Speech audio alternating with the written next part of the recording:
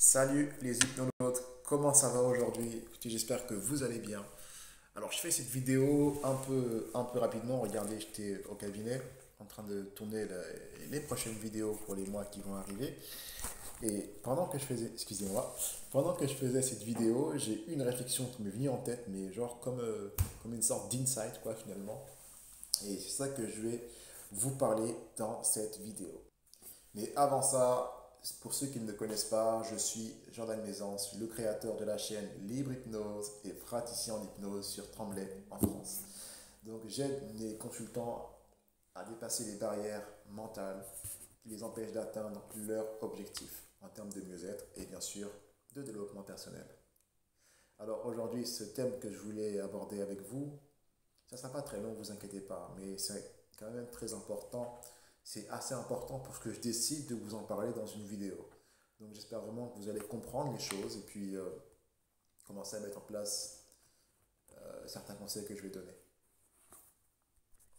Donc c'est quelque chose qui a rapport avec la psychanalyse. La psychanalyse freudienne surtout, parce que Lacan je ne connais pas trop. Moi j'ai surtout connu un peu Freud, j'ai lu un peu les bouquins. J'ai eu des cours de sur ça à la fac, d'ailleurs avec madame dont j'ai oublié le nom, mais bon, peu importe. Enfin, en tout cas, j'ai eu des cours de psychanalyse. Et une des choses qu'on apprend, c'est que dans la première topique de Freud, l'esprit est divisé en trois parties. Première partie, donc tout le monde la connaît, c'est le conscient. Deuxième partie, c'est l'inconscient. Et troisième partie, c'est le préconscient.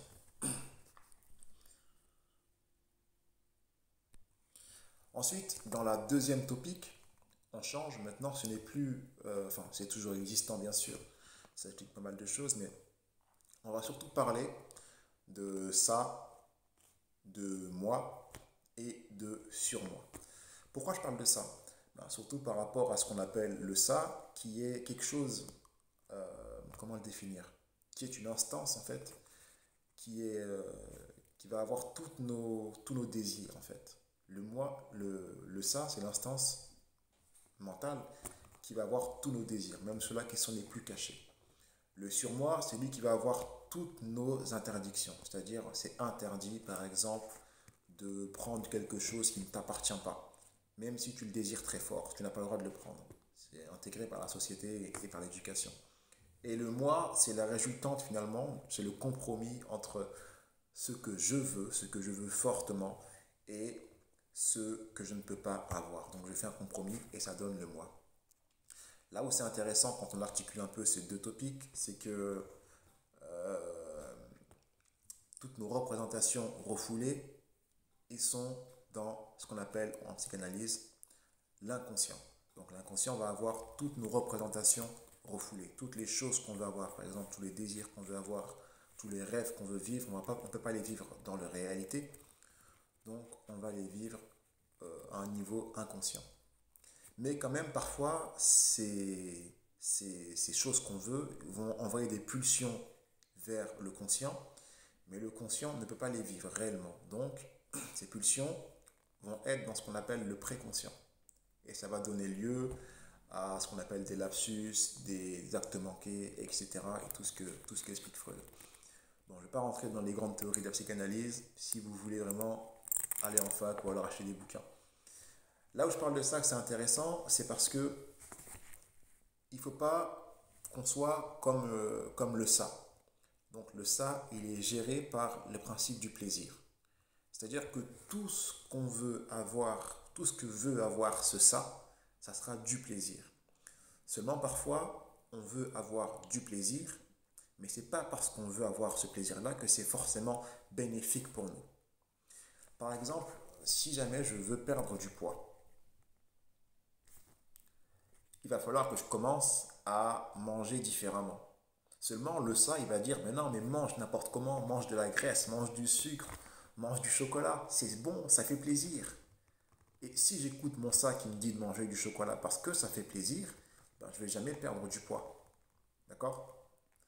Donc, il ne faut pas tomber dans le piège du principe du plaisir et du déplaisir. Il faut rester sur sa pensée. Il faut rester sur ce que l'on veut faire réellement, ce que l'on veut être réellement.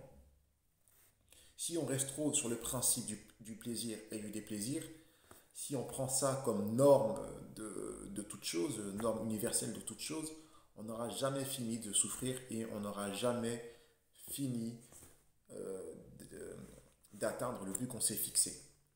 Le but qu'on se fixe, ce n'est pas forcément quelque chose de plaisant, ce n'est pas forcément un chemin qui sera pavé de roses, ça sera dur, il y aura des moments où on en aura marre de ce but, mais si vraiment ça vaut le coup, alors il faut qu'on arrive à rester droit dans ce qu'on veut faire. Bon, et sans vouloir faire trop le philosophe, ce que je n'aime pas faire du tout, mais il y a quand même un parallèle qu'on peut faire avec les sirènes d'Ulysse, vous voyez? Donc les sirènes qui attiraient les voyageurs, et Ulysse a dû se mettre de la cire dans les oreilles. Vous connaissez un peu l'histoire de Ulysse, je pense que tout le monde connaît ça aujourd'hui.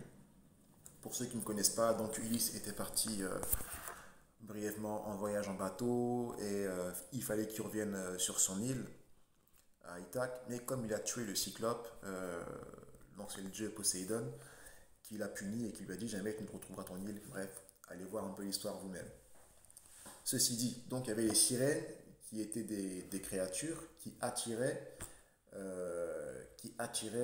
les voyageurs avec leur chant. Vous voyez? Donc Ulysse a attaché tout son équipage et lui-même il s'est mis de la cire dans les oreilles pour ne pas être attiré. Eh bien, considérez-vous comme si vous étiez Ulysse. L'île que vous voulez atteindre, c'est votre objectif. Et tout ce qui va être des distractions, ce sont ces sirènes. À chaque fois, il y a quelque chose qui vient du sein, une pulsion qui va vous pousser à faire la chose que vous voulez abandonner, qui va vous pousser à faire ce comportement que vous voulez ne plus adopter. Et bien, bouchez-vous les oreilles avec de la cire. Alors, pas littéralement, bien sûr, autrement vous aurez des gros soucis avec vos oreilles, et puis ça fera des frais pour le médecin. Mais dites-vous que vous voulez vous débarrasser de vos mauvais comportements et que vos sirènes qui vous appellent, il ne faut pas que vous les écoutiez. Et plus vous allez vous habituer à ne pas écouter vos sirènes, à ne pas écouter ces pulsions qui viennent du sein, plus vous allez réussir à vous débarrasser d'elles. A l'inverse, si vous les écoutez tout le temps, eh ben, elles vont finir par prendre le pouvoir sur vous et vous manger. Donc voilà les amis, le message que je voulais vous transmettre dans cette petite vidéo. N'hésitez pas à liker cette vidéo pour m'aider, à la commenter si vous pensez qu'il y a des choses que j'aurais pu mieux dire. Parfois ça peut aussi m'arriver de mal m'exprimer. Et puis à la partager autour de vous si vous pensez qu'elle peut aider les gens à changer. Donc l'idée résumée, ne soyez pas l'esclave et ne prenez pas les principes de plaisir et de déplaisir comme mesure de toute chose. Voilà, voilà, je vous remercie et je vous dis à très bientôt sur Livre. Il est où le dessin? Ah, bah, il est derrière moi. À très bientôt sur Livre.